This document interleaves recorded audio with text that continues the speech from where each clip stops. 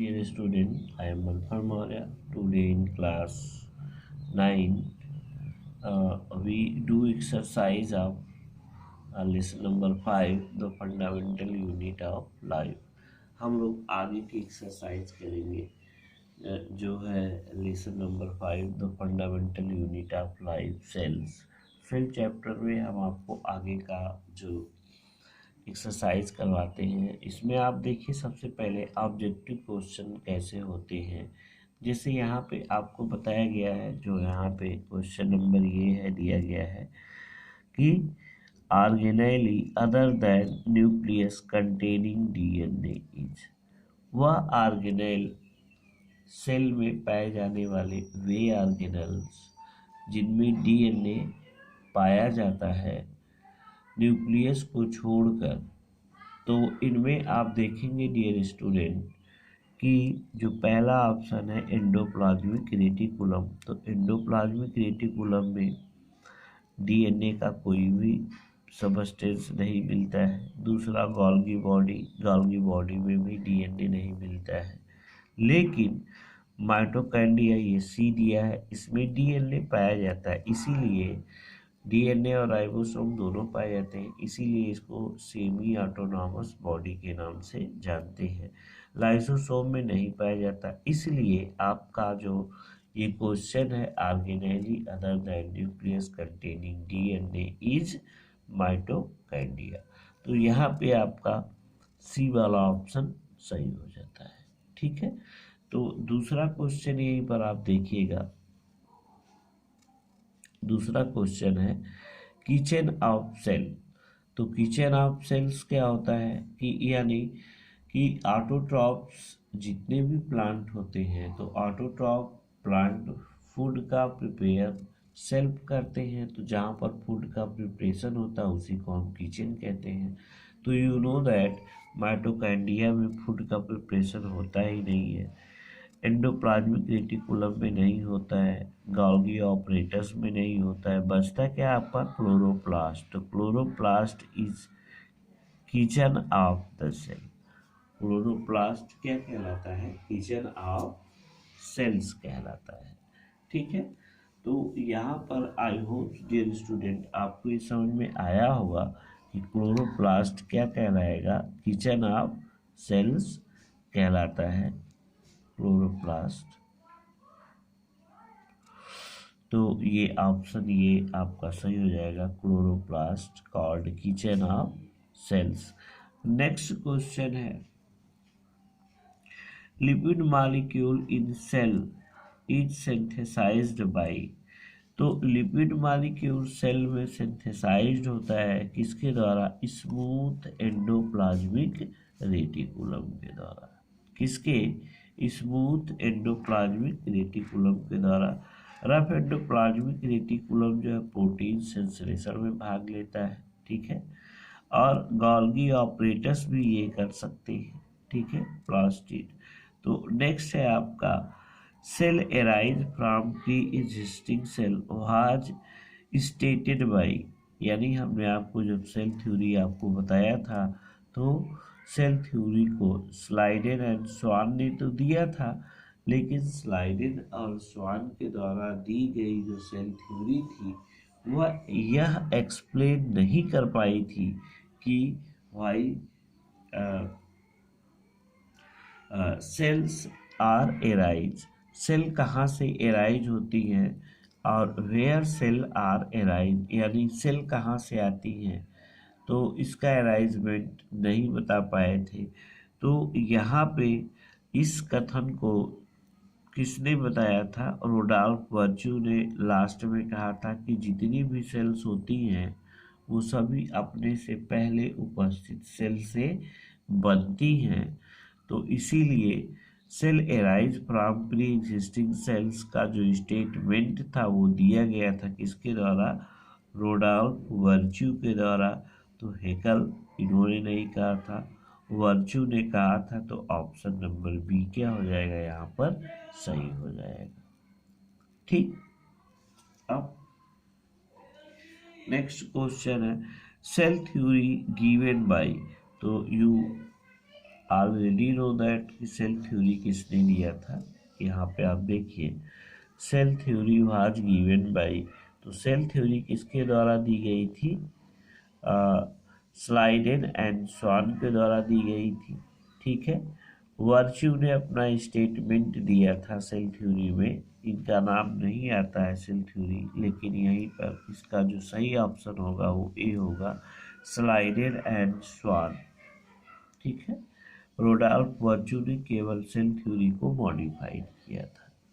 ठीक है, कुछ वर्डों को जोड़कर, और वे वर्ड कौन से थे? ऑर्गेनिक, सेलुला, ई सेलुला, यानी cell arise from pre existing sales.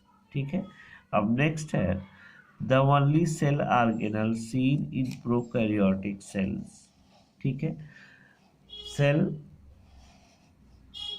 The only cell organelles in prokaryotic cells is, यानी वह कौन सा सेल ऑर्गेनल्स है जो केवल प्रोकैरियोटिक सेल्स में पाया जाता है।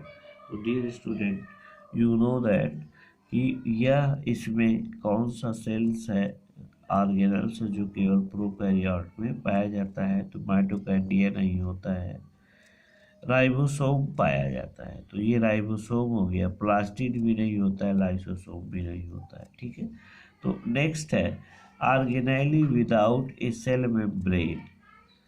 किस ऑर्गेनल्स में सेल मेम्ब्रेन नहीं पाई जाती है? तो हमने आपको जब स्टडी करवाया था तो उस समय बताया था कि राइबोसोम जो होता है जो राइबोसोम होता है वो कैसा होता है कि नॉन मेम्ब्रेनस ऑर्गेनल्स होता है। इसमें किसी भी प्रकार की मेम्ब्रेन नहीं पाई जाती है। तो इसमें जो ऑप्शन सही होगा वो राइबोसोम होगा। गाल्गी बॉडी में डबल मेम्ब्रेन पाई जाती है, क्लोरोप्लास्ट में, न्यूक्लियस में भी, इन सब में डबल सेट से मेम्ब्रेन पाई जाती है, जबकि राइबोसोम नॉन मेम्ब्रेनस ऑर्गन होता है। तो इसमें से इसका ऑप्शन क्या हो जाएगा? राइबोसोम। ठीक है, तो नेक्स्ट आपका जो है क्वेश्चन, और आगे की नेक्स्ट क्वेश्चन में हम देखेंगे dear student, the undefined nuclear region of prokaryote is also known as. जो अनडिफाइंड न्यूक्लियर रीजन होता है प्रोकैरियोट में, उसी को हम क्या कहते हैं? न्यूक्लियोइड के नाम से जानते हैं। क्या कहते हैं? न्यूक्लियोइड। उसी को हम क्या कहते हैं? न्यूक्लियोइड कहते हैं। न्यूक्लियस और न्यूक्लियोलस और न्यूक्लिक एसिड, ये सभी यूकैरियोट में पाए जाते हैं। प्रोकैरियोट में जो न्यूक्लियर मटेरियल होता है या जेनेटिक मटेरियल डीएनए होता है वो स्कैटर्ड होता है, फैला होता है साइटोप्लाज्म में, उसी को हम क्या कहते हैं? Nucleoid. The of undefinite nuclear region of prokaryote is also known as nucleoid। तो उसको हम क्या कहेंगे? न्यूक्लियोइड कहेंगे। नेक्स्ट क्वेश्चन आपका जो 14 है उसमें आप देखते हैं the cell organelle involved in formation of complex sugar from simple sugar. तो इसमें कौन सा सिंपल शुगर से कॉम्प्लेक्स शुगर में कन्वर्ट करने का काम करता है? तो स्टोरेज, और इसमें जो आप देखते हैं तो इसका जो मेन काम होता है वो किसका होता है?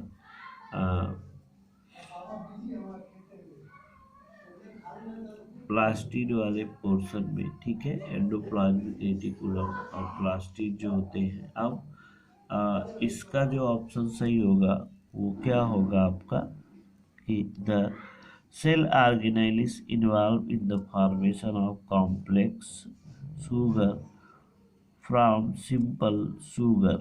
तो कॉम्प्लेक्स शुगर को सिंपल शुगर में कौन कन्वर्ट करता है?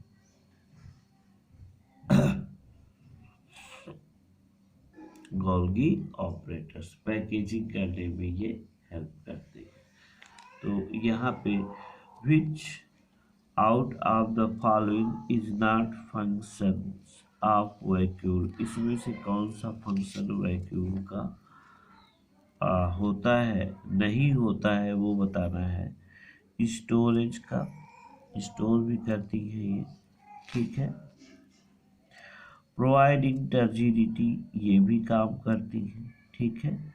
वेस्ट एक्सक्रीशन का भी काम करती है। लोकोमोशन का काम केवल नहीं करती है, तो इसका जो ऑप्शन सही होगा उसको हम क्या कहेंगे, लोकोमोशन, ठीक है।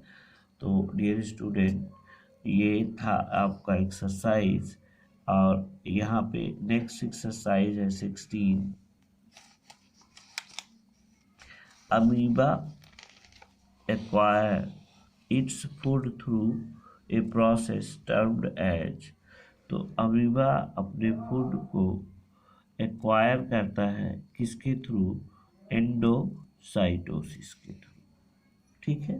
अब cell wall of which of these not made up of cellulose, किसकी सेल वॉल सेलुलोज की नहीं बनी होती है, कैक्टस की बनी होती है, मैंगो ट्री की बनी होती है, हाइड्रिला। तो बैक्टीरिया की जो सेल वॉल होती है वो पेप्टाइडोग्लाइकान की बनी होती है, सेलुलोज की नहीं होती है, ठीक है। तो ये था आपका क्वेश्चन, और आई होप यू अंडरस्टैंड। और इस प्रकार से डियर स्टूडेंट आपके एक्सरसाइज को हम लगातार करवाते रहेंगे, ठीक है। अब एक दो क्लास और एक्सरसाइज का हो जाता है, जिसके बाद आपको नेक्स्ट चैप्टर स्टार्ट किया जाएगा। तब तक के लिए